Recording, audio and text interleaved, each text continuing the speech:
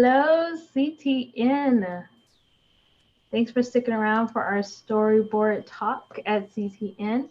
Before we get into the Q&A, we'd love to connect with all of you and have you connect with us. So if you can go to the chat, feel free to put in your social networks. We'd love to connect with you after this.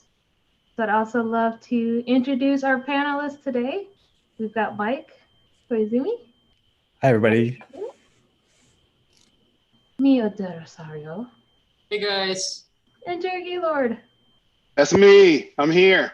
And I'm Samantha Brown. I'm the body double for Jake Patton. I work with the recruiting team in story and franchise development at Blizzard. You guys had so many good questions. I hope we can get to them all, but we will definitely try. Let's kick it off, guys. Kevin asked, thank you guys so much for doing the panel. Thanks, Kevin. He asked, do you have any advice for students who want to break into the industry through storyboarding? That's yes. No, go ahead, Mike. Oh, go, Jerry, if you got something. Yeah. Go ahead, Jerry. Yeah. I always tell everybody that the most important thing is perseverance. You know, be prepared for some no's. Be prepared to, show your portfolio. Listen to advice that's given. Be open to it, and don't let anything that anyone tells you discourage you. Just take it. If it's good information, take it, absorb it, and apply it. And if it isn't, just brush it off your shoulders and keep moving forward. Yeah, I think I kind of answered something similar earlier. I would just say, like, be open to everything. Like, for me, I wasn't really aiming for storyboard position. Like, I was trying background designs and all that stuff. So yeah, like, take it step by step. Like, there's no rush. Make sure you like, be confident about your work, and make sure that like, you love storytelling, if we're going to get into storyboarding. I think there was another question about portfolio as well. And I think, so with portfolio, just kind of what to submit, I think, to studios. I don't know what you guys think too, but generally, like, 3 sequences of various, acting or action, kind of appropriate to wherever you want to apply. I think that can show your visual storytelling, and your draftsmanship is good. And then for students, I think a lot of a really good way to kind of break in is looking for internships at companies.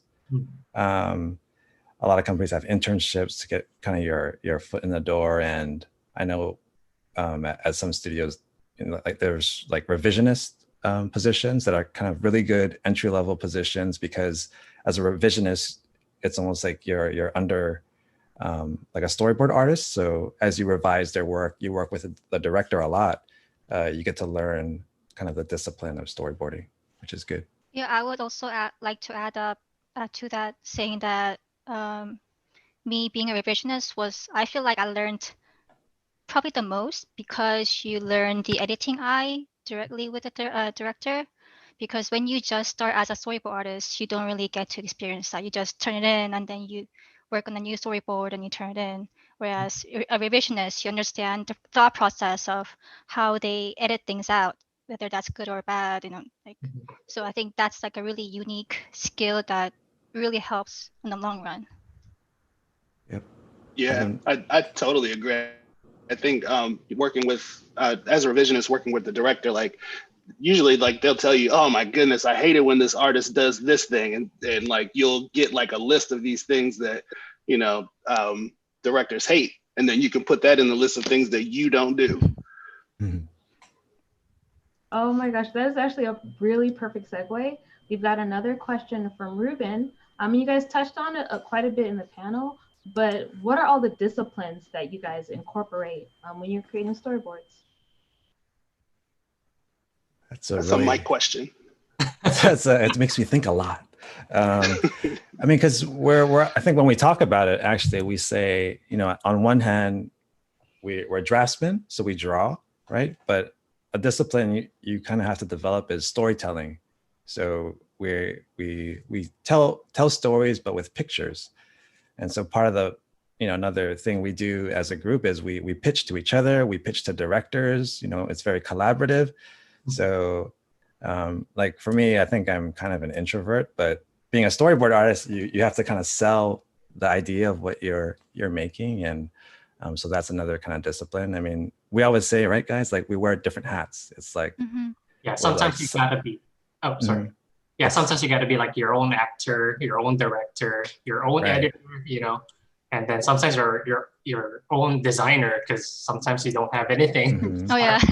Right? Yeah. So you have to like make it up, like see what makes it cool or what makes it work for your sequence. Right. Because oh, go ahead, Jerry. Oh, no, I was just going to say, particularly when you get the script and you do your first pass, you essentially are the director and the editor, because you're the first person to visualize, what the story might be. So, it's your opportunity to say, this is what I think. Yep.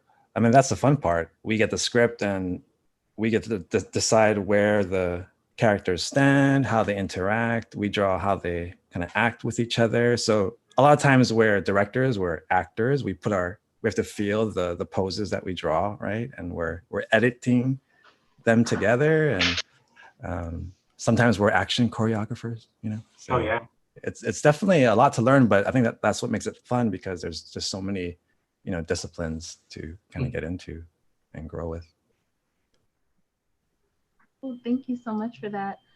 Something that you guys mentioned a lot in the panel is the different kinds of cinematics that you're working on. So a lot of action, a lot of in-game content. We got a question. Are you focused 100% on in-game cinematics? Does the same team approach performances or performance marketing or community marketing?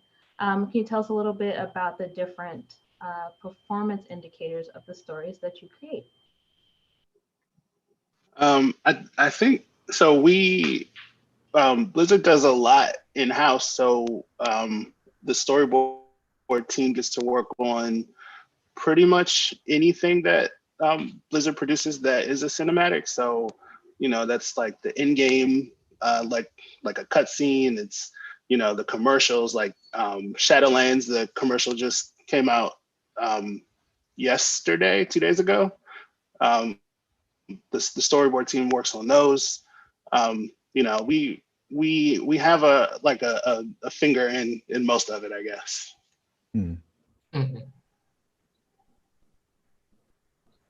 Cool. Another good question is, you've used the same team working on all of those different projects. How long does it take you to complete a storyboard for any given project? Isn't that just all different depending on the project and the schedule and many various elements? Many factors. Many factors. Yeah, but I think no, go ahead. I keep talking. We have different types of cinematics. So we have in-game cinematics, and I think usually those are quicker, right? Like we have a shorter time for those. Quicker turnarounds. We have more to make, but some of the longer episodic or pre-render ones, generally we have more time to work on those. Yeah, I think one of the first things I worked on early on when I first started, I think it had something like a two and a half week turnaround, versus other things that might take 3-4 months. Yeah. Cool. Our next question, let's see. How connected are the storyboard team, or is the storyboard team, with the cinematics and the game development teams? Can you guys speak to a little bit more of that? How connected? I think we mentioned a little bit about it in the panel, but as they are developing the games, we're also developing the cinematic at the same time. So there's a lot of communication back and forth between our side, our directors, and the game team directors to make sure that we're kind of in sync. Because sometimes maybe something will change on their end, and we have to kind of adjust a little bit, or we'll have an idea, and then they'll consider it, and we have this discussion that kind of keeps going. So I'd say there's a lot of interaction and kind of staying in touch with game team side. Yeah, and also we consider the game team as like a, you know, like part of the collaboration. Like every decisions that we make, it's something that we should usually, you know, pitch it to them, and then they approve it, and then, you know, yeah. Cool. Actually leads us kind of great into a perfect question. How much change do you guys see in your role as a storyboard artist to the scripts that you get? There is lots and lots and lots of change. You know, from the start, I think the scripts are, I guess, alive. You know, we get the script, we do a first pass, then we'll have a strike team. You know, everyone's involved. We all look at it and we say, oh, you know, I really like this, or I had these feelings, you know, and then we make adjustments from there. And, you know, at every meeting, there's a change until the director goes, yeah, I really like it, you know? So there's lots and lots of change. Mm-hmm. Yeah, and usually like we don't really get like a full-on script. Sometimes we just get like a story beat, and we kind of, you know, like it's one of the best parts working at Blizzard is that we get the chance to, or I mean, we get the chance to interpret it like the way we see it, and then pitch it to our directors. Yep. Yeah, there's a lot of interaction with the writers after treatment, after we start. It's really cool. So since you kind of touched on the different genres working with the game teams as well as the different writers, I do want to touch on a really good question we saw in the chat. Since you're working on so many different genres, do you find that there are elements in your storyboarding that you can work across any genre, or not at all? Yeah, I mean, I guess storytelling is storytelling. Different shots and different angles lead themselves better to different situations. Mm-hmm. I would say it's the same skill set, like no matter what the sort of genre is, you know, if it's Overwatch or Diablo or you know, Hearthstone, it's all storytelling. So, you know, it depends on what the moment is, you know, what's the reaction that you want from the viewer or the player. Right. So yeah. And I think a lot of our sensibilities are kind of like live action. So, you know, for WoW or even Overwatch, those kinds of sensibilities we can carry throughout those kinds of IPs. But if, you know, we're working on Hearthstone or something where it's maybe more has an animation feel to it and maybe pushed, you know, design and composition, we have to change and adjust a little bit. But yeah, there are things that can carry over. Cool. Since you were talking about pulling your inspiration from live action or traditional animation, what's your inspiration in general going into storyboarding? All right, you guys are quiet. I'm going to I know. I'm just going we can go through. We can go through everybody. What do you got? I mean, my inspiration comes from, you know, the things that I love. So, you know, lots of animation, you know, TV cartoons, movies.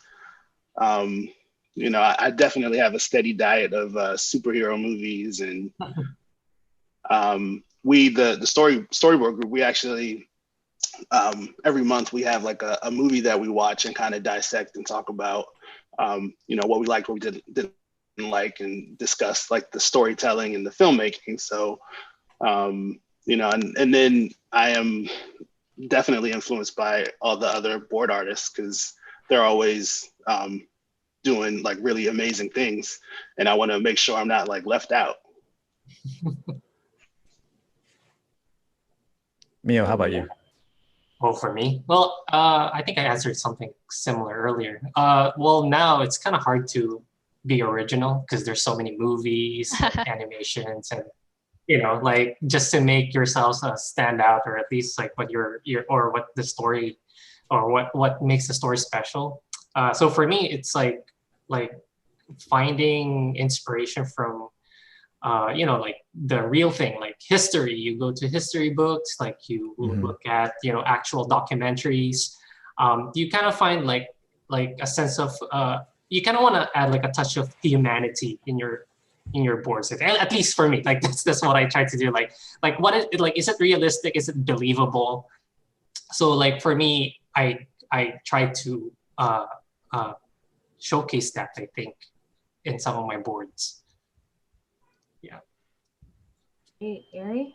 I don't know. I just watch movies that's out, or I heard that it's good. I check it out, or some shows that I heard is good, or just watch YouTube clips, or I don't play much video games, but I guess like video games like Yakuza I've been enjoying a lot, and that has a really cool story element, or how they shoot things that really can translate into storyboards too.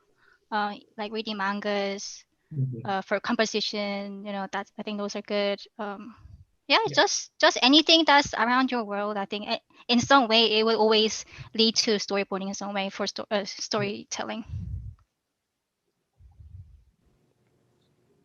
Yeah, I think for me, I think any kind of storytelling medium, I'm kind of watching or reading or something, movies or animation, anime, games, comics, even like short story compilations, because at Blizzard we work on short stories. So sometimes I'll try and read some short stories for inspiration, but yeah, lots of things. Well, thank you, Mike. Hey, Jerry, I think you've got a question you want to tackle? I do. Let's see, there was a question from a Penelope Gaylord that seemed interesting. She said, if you don't play the game that you're boarding on, does that necessarily hinder your ability to tell the story, or does it help coming in with fresh, unbiased eyes? I think that it helps to come in with unbiased eyes, because then you are really focusing on the story that needs to be told.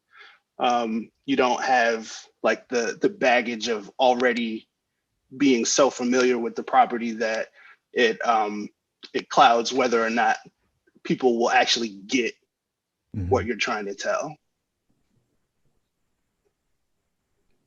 That's a really great answer. Mike, Mia, Ari, do you have anything you'd like to add to that?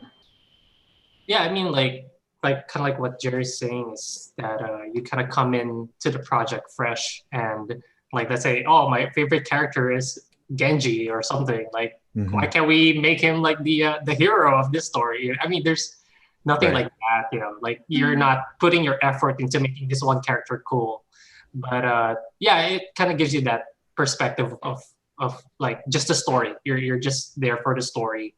And that's what's driving you to make those panels. I do remember, Jerry, you mentioned when you first came to Blizzard that you went to the strike team for one of the cinematics, and because you had no background story of what the lore of everything, you're like you were able to like tackle it that they couldn't see, right? For Bastion. Oh yeah, it was it was for Bastion. Like I have not, still haven't actually played World of Warcraft, and so like coming in, I didn't know the characters, so I was watching it fresh, and I think there was a point where I didn't understand like a motivation or something like that, and we were able to make an adjustment. So it was super cool. Nice. I know we're almost at time. I want to be mindful of the next panel with Dave and Dave. But I've got a really great question from the audience. I know at Blizzard we do a lot of action-based work, a lot of character work. Can you guys talk about how you approach action-based storyboarding at Blizzard? Like this. No, we it's super cool. Like Blizzard is like so much of what we do is action based. So, for me it's like it's really fun to like be able to play with the camera. Like I love to drop the camera low and get like a really dramatic shot. So having the ability to have really strong gesture work, a good idea of perspective, acting, emotion, like all of that stuff. Like you really have to bring all that to the table for these Blizzard cinematics. Yeah. And I'd say it really begins with the story, the script, what do we want to show in the action sequence? And then, we'll brainstorm. It's very organic. Sometimes there'll be a whiteboard. Sometimes we'll act it out with each other or, with our phone, shooting camera angles or previs, we'll mock up something in CG, or they'll actually get a real camera and kind of act out scenes. Any way that can help us with the choreography, as we try to find that kind of fresh way to show something. Yeah, one time you were using also like VR to like Right. go through the sets Yep. and try to find the camera angle, and that was pretty cool. Yep. I was in the Matrix. Yeah, that was was really super fun. cool. That was super cool. Leo? No, I was gonna say like, we even have props like swords, shields. Oh yeah, Oh yeah. Yeah. like a huge sword. Like play around with. Yeah, that was pretty Yeah. Oh yeah. I definitely use these guys. Can you see? There Right. you go. Yeah. Our action figures. Great. Well, any final parting thoughts before we wrap up today's Q&A? Oh, I just want. Oh, go ahead. Oh, sorry. Go Ari. ahead. No, go ahead. Go. No, I just gonna add on to the saying. If you guys have more questions that we haven't answered, feel free to reach out to us on our, Instagram or Twitter, whatever those are. Mhm. And we'll try our best to answer them. And yeah, like work hard. You guys are our like future coworkers, so Yes. yeah, just keep that in mind. Yeah, and I just want to say thank you for. agree. I agree with Yeah, that. thank you for joining us. And storyboarding is a really rewarding career. It's so much fun and getting to play with the filmmaking. So yeah, good luck to all future and aspiring storyboard artists out there. Yep. Yeah. Thank you guys. Keep drawing. Yep. So thank you, everybody. And thank you, CTN, for having us. And we will clear the room. We'll connect with all of you guys in the chat. And we'll see you later.